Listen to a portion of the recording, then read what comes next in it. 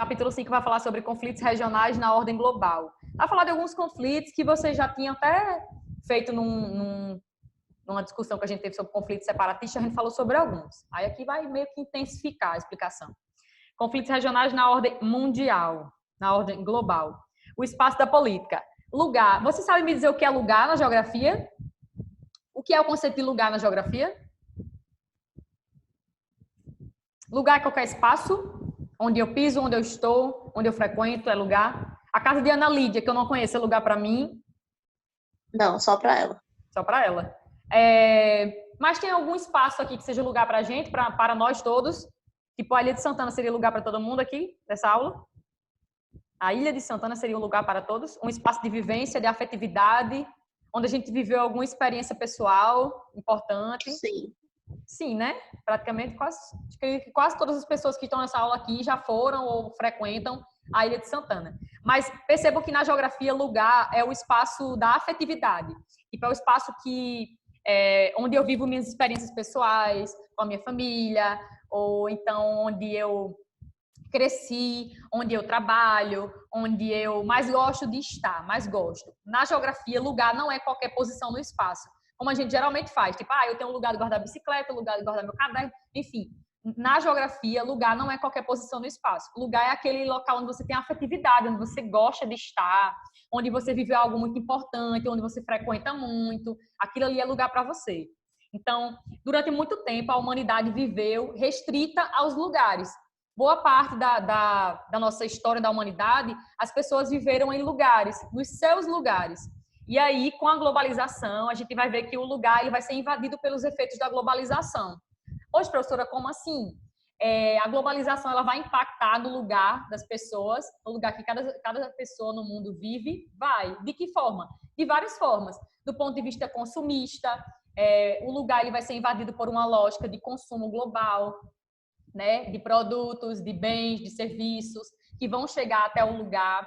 O lugar vai mudar também no quesito cultural, por exemplo, porque vai sofrer influência de outros povos, né? Com a globalização, as pessoas passam a viajar mais, a conhecer mais outros locais e, consequentemente, trocar informações culturais de forma muito mais rápida. Então, a globalização ela meio que insere o lugar no âmbito global e faz uma interligação, uma ponte entre o lugar, aquele espaço que é local, restrito ali a uma comunidade de pessoas, né, que tem uma afetividade por aquele espaço, faz aquela relação daquele lugar ali com o todo, com o mundo. Então, praticamente a globalização ela veio para integrar os países, as pessoas, do ponto de vista político, econômico, social, cultural. Então, de certa forma, os lugares eles passam a ser integrados a uma lógica global. É claro que os lugares não vão perder suas características. As pessoas que vivem nos lugares, elas não vão deixar de ter suas características culturais, né, sua forma lá de viver específica, mas elas vão ser sim influenciadas por uma lógica global. Nós somos influenciados, embora nós estejamos numa cidade aqui do interior do estado do Rio Grande do Norte, que não é o maior estado brasileiro, que está dentro de uma região que está dentro de um território nacional, nós sofremos sim a influência do aspecto global. De que forma, professora? Do ponto de vista cultural, do ponto de vista econômico, do ponto de vista político. Algumas coisas acontecem no todo que acaba afetando Caicó. Então, perceba que com esse processo de globalização, o que é lugar para a gente passa também a ser modificado pelos interesses globais, né? Pelo que está acontecendo no mundo. E aí a gente vai ver que o lugar ele é regido, ele faz parte de um território. O lugar onde eu vivo, o lugar que eu considero lugar para mim, né, o espaço da afetividade, ele vai estar situado em um território. Que a gente vai chamar, esse território ele vai ser delimitado por quê? Pelo quê? O que é que delimita um território? São as suas o quê? O que é território na geografia? Território, essa base física que a gente pisa, ele é delimitado pelo quê? 1, 2. Fronteiras. Fronteiras, exatamente.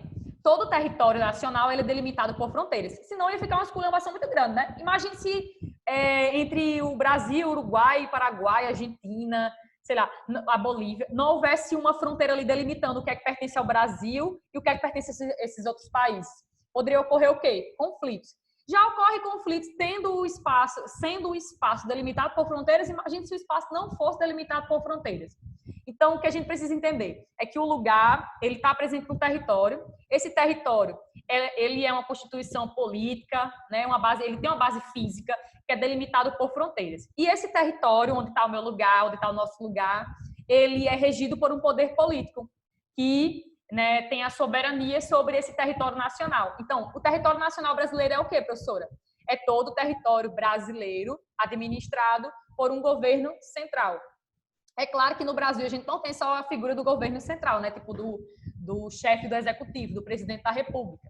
No Brasil a gente tem outros poderes também, que seriam os poderes dos governadores, que tem uma esfera estadual, e tem os poderes também municipais, onde a gente tem a figura dos prefeitos. Mas repare que o lugar onde a gente vive, ele está presente em um território que é delimitado por fronteiras. Esse território a gente chama de território nacional. E o poder do Estado brasileiro vai até onde termina esse território nacional. Então, por exemplo, o Brasil não pode legislar, não pode criar uma lei para o território que está lá depois da divisa da fronteirazinha entre Brasil e Bolívia, por exemplo. Não pode, porque pertence ao domínio, né, da Bolívia. Então, a gente só manda, digamos assim, no nosso território nacional, só tem poder sobre o nosso território nacional. E o nosso lugar está dentro desse território nacional. Nós precisamos nos situar para entender o todo. Aí sim, outra coisa. Já ouviram falar no termo Estado-nação? Estado-nação. O que seria um Estado-nação? Estado-nação é a mesma coisa que um país?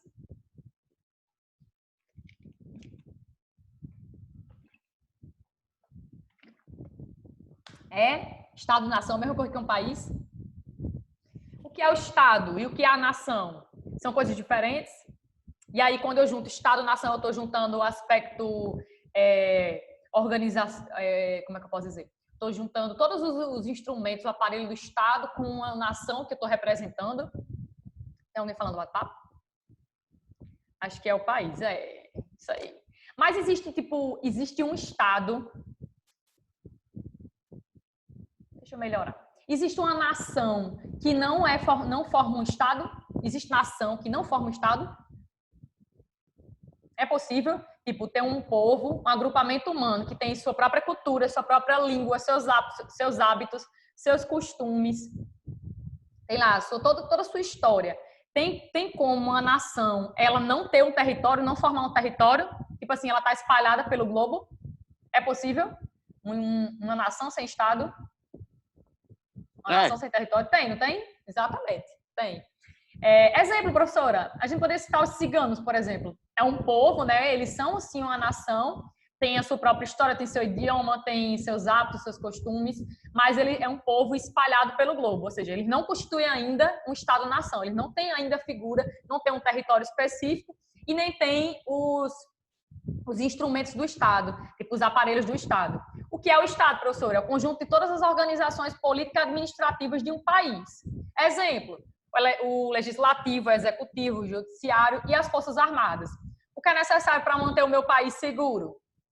É o ter o quê? O que é que eu tenho para administrar? O que é que eu tenho que ter para administrar meu país? Tenho que ter leis, regras, né? Essas regras têm que ser executadas. Essas leis têm que ser feitas pelo legislativo. Aí essas leis, elas têm que ser o quê? Executadas, né? Pelo executivo. E elas têm que ser julgadas também. Tipo, alguém fez algo errado, ou então, sei lá, precisa haver alguma punição. Essas leis, elas precisam ser o quê? Essas pessoas precisam ser julgadas pelo o quê? Pelo judiciário. Então, a gente tem a tripartição dos poderes no Estado. Para o Estado existir, eu preciso ter essa tripartição de poderes. O legislativo, que faz as leis, o executivo, que executa, e o judiciário, que julga. E, além disso, no meu Estado, para ele ser considerado um Estado, eu tenho que ter uma força armada. As forças armadas servem de quê para o Estado de um país?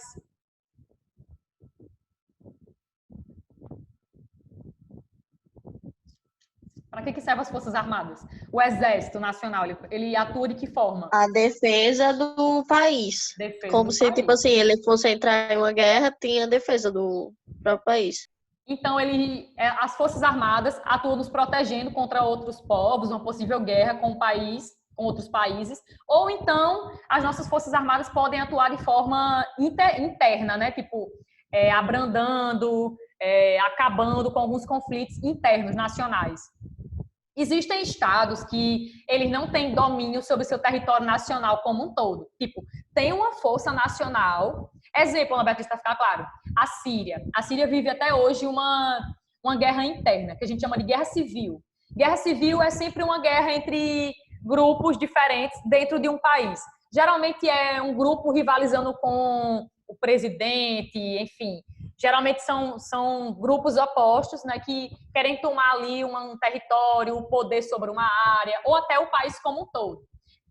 Existem países onde tem força armada, né, tem lá o seu exército, mas esse país ele não tem, como é que eu posso dizer, condições de dominar o território como um todo. Tipo, ele passa por uma situação de fragilidade, de certa forma, porque surgiram lá grupos querendo tomar o poder. Isso pode acontecer. E aí aquele país pode passar por uma guerra civil, que é o caso da Síria, né, que eles vivem uma guerra civil. Lá dentro existem vários grupinhos, né, de pessoas, até de etnias diferentes, querendo tomar o poder, seja sobre um território, seja sobre o país como um todo.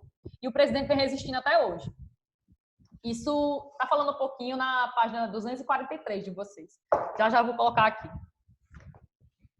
Enfim, deixa eu ver se falta falar outra coisa. A natureza dos conflitos. Deixa eu ver se vem outra coisa antes disso.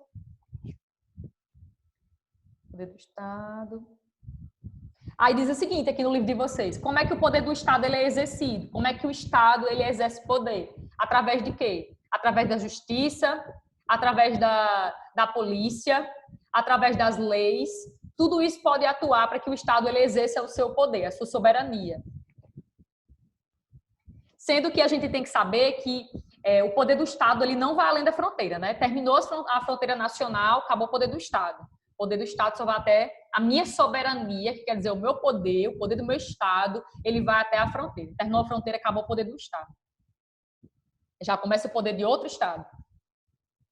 Então, o livro de vocês vem dizendo o seguinte, que o Estado ele de certa forma tem um monopólio do poder sobre a violência que acontece dentro desse território nacional. Então, tudo que acontecer dentro do território nacional, começou um conflito agora, né, que está acabando com a instituição X, Y ou Z. O Estado ele tem poder, né, soberano de acabar com aquilo ali, de pôr fim àquilo ali, de julgar aquilo ali. Por quê? Porque ele tem poder sobre o seu território nacional. Então, o que seria um Estado-nação? Seria um país que ele tem as instituições, ou seja, ele tem o executivo, o judiciário, o legislativo, as forças armadas, e esse Estado representa uma nação. E o que seria essa nação? Um agrupamento de pessoas que tem uma história ali em comum entre elas. História de quê, professora? Eles têm uma língua que é falada entre eles, tem costumes que são comuns entre eles, tem hábitos, tem, de certa forma, crenças que são comuns ali entre eles. Então, uma nação, quando eu junto uma nação que é representada por um Estado, aí eu tenho a figura do Estado-nação, que é como a gente fala aqui na figura de um país, né? Um país seria um Estado-nação. Sendo que nem todo país ele tem, como eu estava falando, domínio total sobre o seu território. Porque pode ocorrer que existam grupos querendo ali tomar o poder, rivalizar com o líder político daquele país. A gente vai ver algum exemplo sobre isso já, mas a Síria é um deles.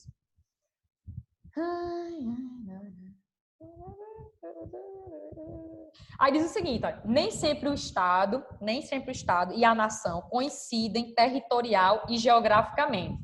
Nem sempre. Por quê, professor? Porque pode existir uma nação que não constitui um Estado ainda, tipo uma nação que está espalhada pelo globo. Existem países que, na verdade, eles são multiculturais.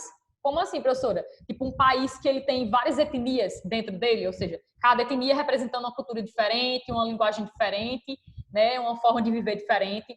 Tem países que são multiculturais, ou seja, nem sempre um Estado vai ser figurado apenas por uma única nação. Pode ser que dentro daquele Estado, né, daquela configuração territorial, né, daquela configuração política, existam várias nações, tipo vários povos com etnias diferentes. O Brasil é um desses países, por exemplo, né? Nós somos formados por várias nações e sofremos a vinda de vários povos. Nós somos um país multicultural, assim como vai acontecer com vários outros povos, vários outros países no globo. Então, é por isso que essa parte vai dizer o seguinte, que nem sempre um Estado ele vai ser representado apenas por uma única nação. Mas é claro que, geralmente, um Estado ele ele representa os anseios, né, os desejos, as motivações de um povo predominante, né, que seria tipo, aqui seria o povo brasileiro. E também pode ocorrer, como eu falei, tipo uma nação, né, um grupo de pessoas que tem suas próprias características comuns, que diferenciam de outras nações, mas que ainda não constituem um Estado, porque tipo, não tem um território específico ainda, por exemplo.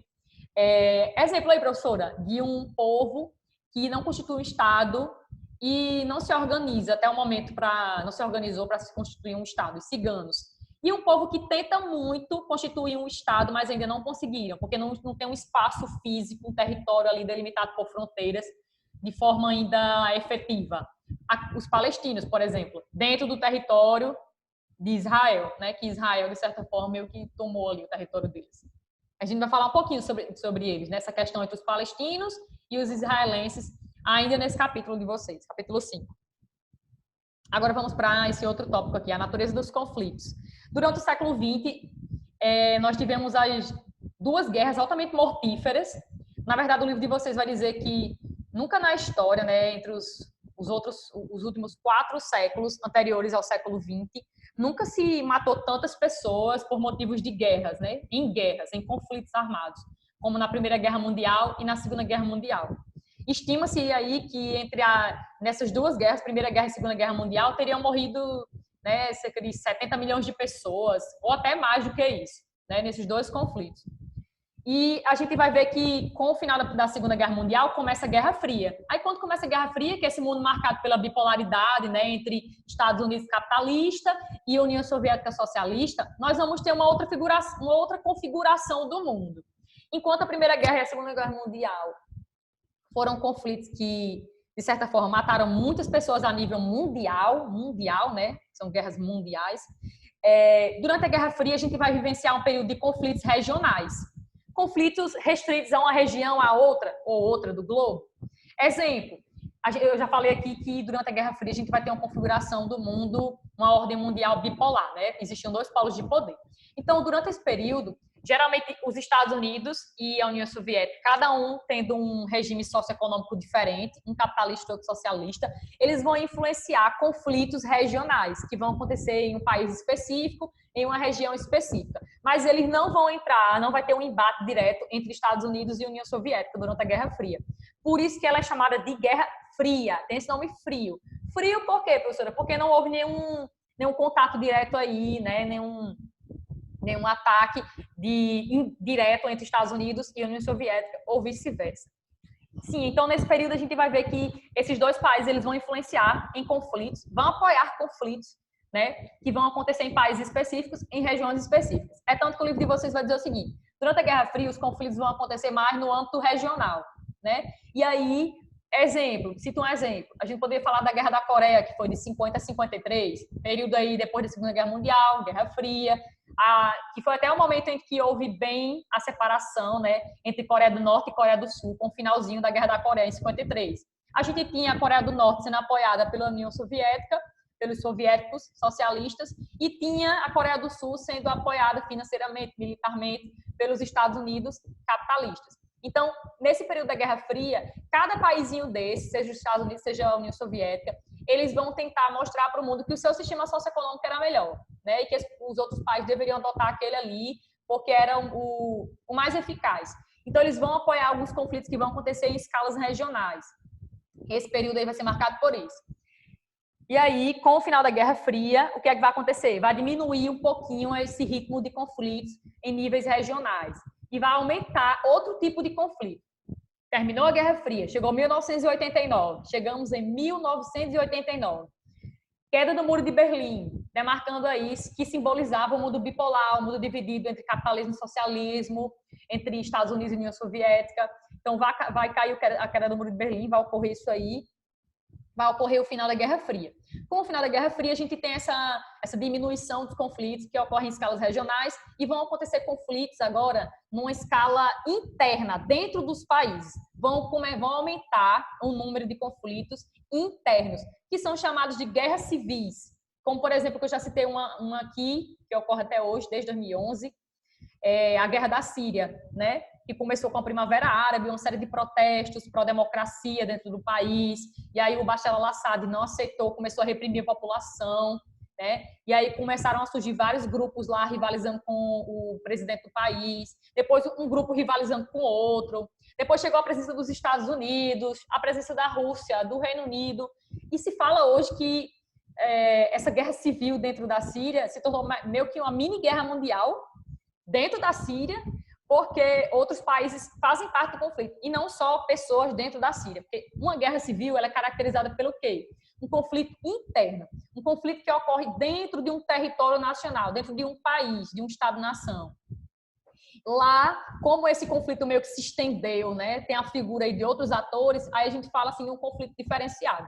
Mas com o final da Guerra Fria vão ocorrer muitos conflitos internos, ou seja, conflitos que acontecem dentro de cada país. Professora, e geralmente esses conflitos eles vão lutar pelo quê? Geralmente lutam pelo território específico, né? Sobre o domínio, sobre um território específico, ou até sobre tomar o poder daquele país ali para instaurar uma nova ordem, um novo tipo de governo, enfim. Eu só esqueci de falar uma coisa aí quando eu estava falando sobre o período da Guerra Fria, que eu lembrei agora.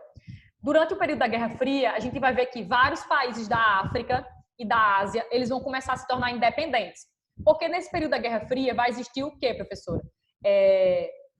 A Europa tinha sofrido muito com o final da Segunda Guerra Mundial, estava arrasada, e a África e a Ásia tinham sido dividida, né, desde o século XIX, entre potências europeias. Então, vai surgir em cada país desse, tanto africano quanto países da Ásia, que eram colonizados por europeus, movimentos de independência. E vários países vão se tornar independentes nesse período da Guerra Fria. Mas vai existir uma certa tensão, por isso que eu disse que os conflitos vão ser regionais na época da Guerra Fria, né, porque vão acontecer em regiões específicas. E aí, cada país desse que vai passar por um processo de independência vão sofrer alguns conflitos dessa tensão constante que vai existir entre um país europeu e um movimento de libertação interna dentro de um país desse, seja um país africano ou seja um país aí asiático. Então, desculpe eu ter voltado um pouquinho, porque eu tinha esquecido de falar isso, é importante. Então, vamos lá, vamos para esse período pós-Guerra Fria. Falei que com o período pós-Guerra Fria a gente vai acontecer o que no mundo? Vai haver uma diminuição desses conflitos regionais, mas, de certa forma, os conflitos eles não vão cessar, eles não vão acabar, né? Eles vão ocorrer, sim, até essa primeira década do século XXI que a gente está vivendo agora. A primeira década, não, na verdade, está na segunda década já, né, Ana Beatriz? Porque o livro de vocês parou na primeira década. Então, a gente vai ver agora, até esse momento atual, as guerras elas vão acontecer de modo interno, né? Vão ser principalmente por conflitos civis. É o que está dizendo aqui, ó. Vai haver um aumento de conflitos civis decorrentes da fragilidade política dos Estados. E essa fragilidade política dos Estados vai entrar em choque com o que eu tinha falado anteriormente. Quando eu tinha dito assim, tem alguns países, né, que eles não conseguem, o Estado ele não consegue controlar o todo, não consegue controlar o território nacional completo. Tipo assim, não consegue ter poder sobre o seu território nacional completo, e aí acaba que surgem alguns conflitos internos que ele não tem domínio, que ele não tem condições de cessar aquilo ali, de controlar aquilo ali. Então, tem alguns países que eles vão sofrer com uma certa fragilidade e não vão conseguir acabar com conflitos que estão ocorrendo internamente. E aí vão ser deflagrados constantes conflitos, né? Guerras civis, que vai meio que fragilizar ainda mais politicamente aquela nação. E aí pode ocasionar também na fuga dessas pessoas para outros países, de muitos civis, né, para outros países. Civis são pessoas normais, né? Eu poderia dividir aqui dois grupos de pessoas, os civis e os militares. Civis somos nós. Então, você está num país que está passando por uma guerra civil. Você é um civil, né? Você não é militar, você é um civil. Então, ou você fica naquele impasse, ou você sai dali do seu país, ou você morre por uma bomba, sei lá, um ataque aí de algum grupo, chega e mata você e sua família. Então, o que é que você faz? Você tenta migrar, e aí se torna um refugiado, né? Enfim. Outra coisa que eu queria falar, deixa eu ver aqui, tem um índice bem bacana no livro de vocês, na página 243, que vai falar um pouquinho sobre essas guerras civis que ocorrem atualmente, né? O maior número de conflitos que ocorrem nesse período pós-Guerra Fria, nessa ordem mundial multipolar que a gente vive atualmente, são conflitos internos, né? Guerras civis. Na primeira década do século XXI, mais de 90% dos mortos e feridos nos conflitos do mundo eram civis. Olha que interessante. até essa primeira década do século XXI, a gente vai ver que a maior parte das pessoas que vão morrer em conflitos são pessoas normais, são civis, né? E não como, por exemplo, na época da Primeira Guerra e da Segunda Guerra Mundial, né? Onde quem mais morria eram militares, porque estavam ali no conflito direto. E tem outro dado, diz o seguinte: enquanto 95% dos mortos e feridos nas duas guerras mundiais eram militares, ou seja, membros de exércitos regulares. Ou seja, faz naquela comparação, né, que hoje em dia as pessoas, quem morre mais são civis, tipo pessoas que geralmente não têm nada a ver com o conflito, ou que não estão, de certa forma, lutando ali pelo poder direto. E enquanto no passado, na época da Primeira Guerra Mundial, da Segunda Guerra Mundial, quem morria mais eram militares, que eram preparados para isso. A fragilidade política, por sua vez, costuma ser associada à fragilidade econômica. Por quê, professora? Geralmente um país que ele não consegue dominar o seu território nacional, ele é um país que está passando por uma crise financeira, ou então porque é um país subdesenvolvido, ou um país que não tem uma economia assim, bem, como é que eu posso dizer, bem desenvolvida, em crescimento contínuo. Geralmente, o país que ele enfrenta uma crise financeira, ele pode também ser deflagrado uma crise política e até chegar a ocorrer um conflito interno. E aí se torna esse país frágil, né, fragilizado, não tem condições de dominar o território nacional completo. Embora nem todos os países pobres vivam, na verdade, em guerra, e muitos países ricos enfrentam situações de tensão, a pobreza e desigualdades sociais, certamente contribuem para o acirramento da violência. Enquanto aí vamos falar de dois tipos de desigualdades. Existem dois tipos de desigualdades. Existem as desigualdades chamadas de desigualdades verticais e as desigualdades chamadas de horizontais. Tem alguém falando bate-papo? Aqui aparece e desaparece. Porque a página que tá aí tá desde o começo da aula, entendeu? Oh my God, eu tô em outro canto. Sim, essa daqui, mas vocês estão no espaço da política, vocês estão nisso, né? É? Mas eu tô nessa também, eu tô nessa ainda. Ah, pra gente achar que você não tava... Não, tá de boa, tá? Tô nessa daí. A natureza dos conflitos. Tô nesse tópico, tá? É na página 243. Vocês sentem necessidade de estar passando algo novo toda hora, é? Tipo assim, de estar vendo algo diferente toda hora? Ou não? Ou vocês Não, pensam eu acho que é tipo assim, você falou tanto, aí só aí, por isso que... Ah, tá. Pois bem. Sim. Aí diz o seguinte, no livro de vocês, que a desigualdade e a pobreza, que a gente pode encontrar dentro de alguns países, podem ser fatores decisivos na realização, no estopim de conflitos, né, conflitos internos. E existem dois tipos de desigualdades sociais que essas desigualdades elas podem, de certa forma, ocasionar um conflito, podem fazer com que surja um conflito. Existem as desigualdades verticais e as horizontais. Mas elas, embora desigualdade quer dizer o quê? Diferença entre algo X e Y, por exemplo, né? Desigualdade. Algo desigual, algo assimétrico, algo que não promove uma igualdade. Então, o que seriam as desigualdades verticais e as desigualdades horizontais? Alguém sabe me dizer? Seria uma desigualdade vertical e uma horizontal? Vertical se refere a quê? Eita, um menino de pipoca tá chorando. Desigualdades verticais. Em relação a... Renda. A renda, ao money, quantas pessoas ganham. O que é que faz com que, geralmente, uma pessoa vive em condições precárias? É quanto ela ganha, né? Ou se ela até nem ganha nada, na verdade.